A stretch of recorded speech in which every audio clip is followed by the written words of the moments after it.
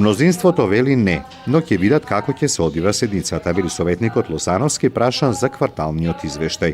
Тој се надева дека и со следниот квартален извештај ќе се дојде до рекордни скоро 90% реализација. И мислам дека процентот на реализација на приходи и собирање го пратиме одлично со едно исто темпо, иако ова беше изборна година. Процентот на реализација е 62,9, односно да заокружам 63%, што значи дека ни останува уште еден до крајот на годината квартал, со кој што мислиме дека ќе дојдеме до некои рекордни, барем над 88%.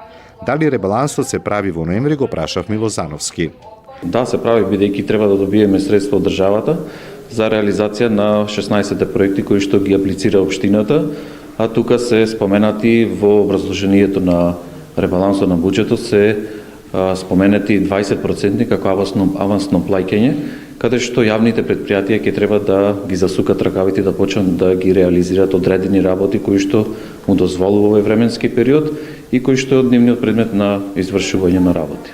Следната политичка битка ќе се води за тоа како ќе бидат проектирани парите на граѓаните во буџетот за 2025 година, а таа седница ќе биде некаде пред Нова година.